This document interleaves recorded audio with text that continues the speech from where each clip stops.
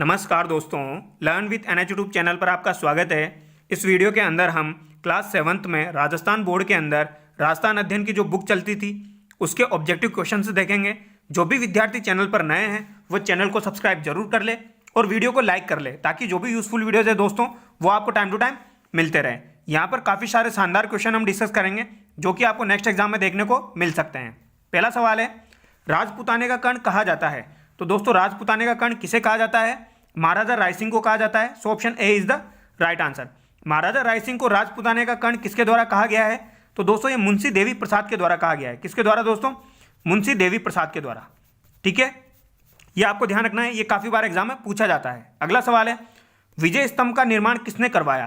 तो दोस्तों विजय स्तंभ का निर्माण महाराणा कुंभा के द्वारा करवाया गया है। So option D is the right answer.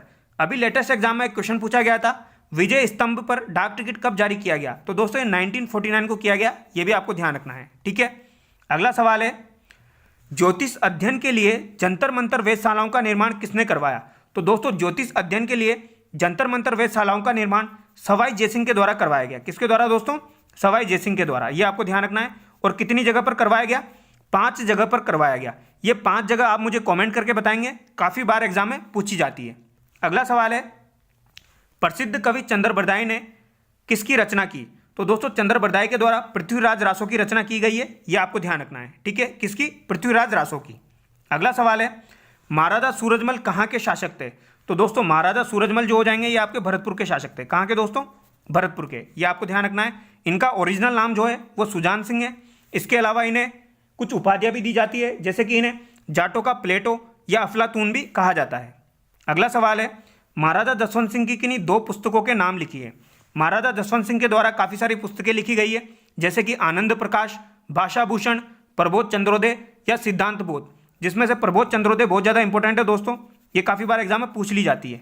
ठीक है, इसके अलावा आनंद प्रकाश, भाषा भूषण, सिद्धांत बोध। ठीक है, अगला सवाल है, राजस्थान में निम्नांकित में से कौन सा उद्योग बड़े उद्योग की श्रेणी में आता है? घानी तेल, शहद, सूती वस्त्र उद्योग या खादी सिल्क? तो दोस्तों बड़े उद्योग की श्रेणी में सूती वस्त्र उद्योग को गिना जाता है। So option C is the right answer. अगला सवाल है, कौन सी वस्तु राजस्थान से निर्यात नहीं की जाती है? ऊन, ज्वारात, पेट्रोल या संगमरमर पत्थर? तो दोस्तों पेट्रोल का निर्यात राजस्थान से नहीं किया जाता है। So option C is the right answer. अगला सवाल है, ब्यावर में वर्ष 1889 में किसकी स्थापना की गई? तो दोस्तों ब्यावर में 1889 में दी कृष्णा मिल की स्थापना की गई। किसकी दोस्तों? दी कृष्णा मिल्स की। ये काफी बार एग्जाम में पूछी जाती है, इसको तो याद कर ही लेना। अगला सवाल है, राजस्थान सरकार ने कृषि प्रसंस्करण, कृषि व्यवसाय एवं कृषि निर्यात प्रोत्साहन नीति का निर्माण किस वर्ष में किया?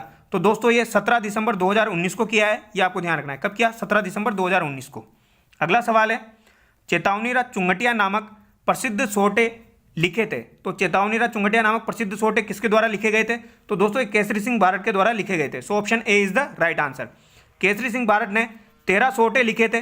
ठीक है, 13 सोटे किसको लिखे थे? ये फतेह सिंह को लिखे थे, ये भी आपको ध्यान रखना है। ठीक है, किसको लिखे थे? फतेह सिंह को। और कब लिखे थे? 1903 में। अगला सवाल है, राव सवाई कृष्ण सिंह के समय में बिजोलिया की जनता से लागतें ली जाती थी। तो दोस्तों 84 टाइप की लागतें ली जाती थी। So option B is the right answer. Sawai Krishna Singh ने 1903 में एक कर लगाया था जिसका नाम था चौरी कर, यह भी आपको ध्यान रखना है। इसके अलावा 1906 में पृथ्वी सिंह के द्वारा तलवार बनाई कर लगाया गया है, यह भी इंपॉर्टेंट है, यह भी आपको ध्यान रखना है। ठीक है, अगला सवाल है, यहां पर आपको सुमेलित करना है दोस्तों। मारवाड़ प्रजामंडल से जय नारायण व्यास हो जाएगा, मेवाड़ प्रजामंडल से दोस्तों माणिक्यलाल वर्मा हो जाएगा, जयपुर प्रजामंडल से जमनालाल बजाज हो जाएगा और बीकानेर प्रजामंडल से दोस्तों मगाराम वेद हो जाएगा। ठीक है, कोटा प्रजामंडल से पंडित अभिन्न हरि हो जाएगा। अगला सवाल है, भगत आंदोलन किसके द्वारा चलाया गया? तो दोस्तों भगत आंदोलन जो है ये गोविंद गिरी के द्वारा चलाया गया। किसके द्वारा दोस्तों? गोविंद गिरी के द्वारा चलाया गया, ये आपको ध्यान रखना है। ठीक है, अगला सवाल है, 1919 में वर्धा में राजस्थान सेवा संघ की स्थापना किसके द्वारा की गई? तो दोस्तों राजस्थान सेवा संघ की स्थापना 1919 को की गई। कहां पर की गई? वर्धा में की गई। पहली बात तो आपको यह ध्यान रखनी है, किसके द्वारा की गई? विजय सिंह पथिक के द्वारा। किसके द्वारा दोस्तों? विजय सिंह पथिक के द्वारा, यह भी आपको ध्यान रखना है। ठीक है, और 1920 में इसका कार्यालय अजमेर में ट्रांसफर कर दिया गया, यह भी आपको ध्यान रखना है। अगला सवाल है, गोविंद गुरु किसके विचारों से प्रभावित थे? तो गोविंद गुरु जो थे ये दोस्तों स्वामी दयानंद सरस्वती के विचारों से प्रभावित है, तो ये आपको ध्यान रखना है। किसके विचारों से दोस्तों? दयानंद सरस्वती। अगला सवाल है, आजादी पूर्व राजस्थान में कौन सी कुप्रथाएं प्रचलित थी? सती प्रथा, डाकन प्रथा, बाल विवाह या फिर उपयुक्त सभी? तो दोस्तों यहाँ पर आपका राइट आंसर जाएगा उपयुक्त सभी। अगला सवाल है, 1819 को आधुनिक शिक्षा का पहला स्कूल कहाँ खोला गया? जयपुर, अजमेर, उदयपुर या फिर जोधपुर? तो दोस्तों 1819 में आधुनिक शिक्षा का पहला स्कूल अजमेर में खोला गया। So option B is the right answer. Important है, पूछा जा सकता है। अगला सवाल है, यहाँ पर भी दोस्तों सुमेलित करना है। दास प्रथा जो है एक कुरीति हो जाएगी, ठीक है। अमृता देवी का संबंध खेजडली आंदोलन से है। मेयो कॉलेज कहाँ पर है दोस्तों? अजमेर में है। और विद्या भवन कहाँ पर है? उदयपुर में है, ठीक है। अगला सवाल है, आवश्यक नियमों व कानूनों का संग्रह जिसके आधार पर किसी संस्था या देश का संचालन किया जाता है कहलाता है? तो दोस्तों ये संविधान कहलाता है। So option B is the right answer. अगला सवाल है, 26 जनवरी 1950 को हम महत्वपूर्ण दिवस के रूप में याद करते हैं क्योंकि इस दिन संविधान निर्मित हुआ, संविधान सभा का गठन हुआ, संविधान लागू हुआ या फिर हमारा देश आज़ाद हुआ? तो दोस्तों यहाँ पर आपका राइट आंसर जाएगा संविधान लागू हुआ। Option C is the right answer. अगला सवाल है, यहाँ पर भी दोस्तों सुमेलित करना है। जय नारायण व्यास आपके मारवाड़ से यानी कि जोधपुर हो जाएगा। गोकुल लाल असावा आपके शाहपुरा भीलवाड़ा हो जाएगा, ठीक है। हीरालाल शास्त्री जयपुर हो जाएगा। और बलवंत सिंह मेहता मेवाड़ यानी कि उदयपुर हो जाएगा, ठीक है। अगला सवाल है, भारतीय संविधान सभा के स्थायी अध्यक्ष कौन थे? तो दोस्तों भारतीय संविधान सभा के स्थायी अध्यक्ष डॉक्टर राजेंद्र प्रसाद थे। ये आपको ध्यान रखना है, ठीक है। संविधान दिवस कब मनाया जाता है? तो दोस्तों संविधान दिवस आपका 26 नवंबर को मनाया जाता है। इंपॉर्टेंट है, ध्यान रखना है। अगला सवाल है, अखंड भारत के प्रकाशक कौन थे? ये दोस्तों इंपॉर्टेंट क्वेश्चन है। अखंड भारत के प्रकाशक कौन थे? तो ये जय नारायण व्यास थे। कौन थे दोस्तों? जय नारायण व्यास। ये इंपॉर्टेंट है, ये पूछा जा सकता है, ठीक है। अगला सवाल है, कृषि विपणन बोर्ड मदद करता है? तो दोस्तों कृषि विपणन बोर्ड किसकी मदद करता है? किसान की, शिक्षक की, विद्यार्थी की या पशुपालक की? तो दोस्तों ये किसान की मदद करता है। So option A is the right answer. अगला सवाल है, कृषि उपज मंडी में मध्यस्थों से वसूला जाता है बाजार शुल्क, लाइसेंस शुल्क, सेवा शुल्क या दोस्तों परीक्षा शुल्क? तो दोस्तों यहां से लाइसेंस शुल्क वसूला जाता है। So option B is the right answer. अगला सवाल है, मंडियों की स्थापना तथा विकास के लिए राजस्थान में किसकी स्थापना 1974 में की गई? तो दोस्तों एक कृषि विपणन बोर्ड की स्थापना की गई थी। किसकी दोस्तों? कृषि विपणन बोर्ड की। कब की गई? 1974 में। अगला सवाल है, सार्वजनिक वितरण प्रणाली द्वारा को खाद्य वस्तुएं सही दाम में मिलती है? तो दोस्तों ये किनको मिलती है? ये निर्धन वर्ग के लोगों को मिलती है। किनको दोस्तों? निर्धन वर्ग के लोगों को। ये आपको ध्यान रखना है, ठीक है। निर्धन वर्ग के जो लोग होते हैं उनको मिलती है। अगला सवाल, धात्विक खनिज समूह की पहचान कीजिए। तो यहाँ पर धात्विक खनिज समूह आपको चूज करना है। सीसा, तांबा, लोहा। तो दोस्तों यहाँ पर आपका ऑप्शन ए बिल्कुल करेक्ट होगा, सीसा, तांबा, लोहा, ठीक है।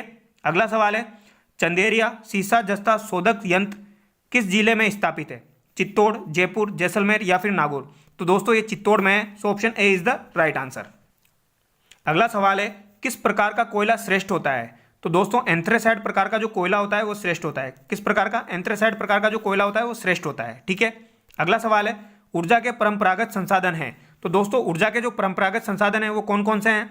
कोयला हो जाएगा, खनिज तेल हो जाएगा और प्राकृतिक गैस हो जाएगी, ठीक है।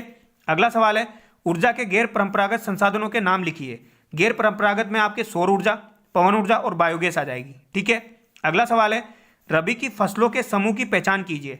बाजरा, सरसों, चावल, मक्का, गेहूं, गुआर, मूंगफली, तिल, कपास, गेहूं, चना, सरसों? तो दोस्तों यहाँ पर आपका राइट आंसर हो जाएगा ऑप्शन डी, गेहूं, चना, सरसों। अगला सवाल है, जल संरक्षण हेतु सिंचाई की उत्तम विधि है? नहरों द्वारा, खुले धोरों द्वारा, बूंद बूंद सिंचाई एवं फव्वारे द्वारा, तालाब द्वारा?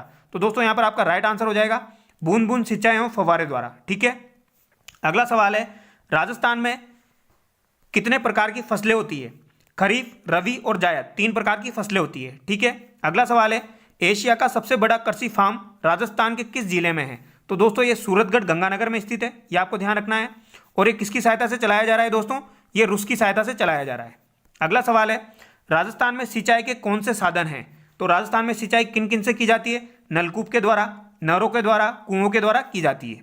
अगला सवाल है, राजस्थान में बाजरे का उत्पादन करने वाले जिलों के नाम लिखिए। तो दोस्तों बाजरे का उत्पादन अलवर, जयपुर, सीकर, नागौर में किया जाता है। यह आपको ध्यान रखना है, ठीक है। अगला सवाल है, राजस्थान का राज्य पक्षी है? तो दोस्तों राजस्थान का राज्य पक्षी घोड़ावन हो जाएगा। So option B is the right answer.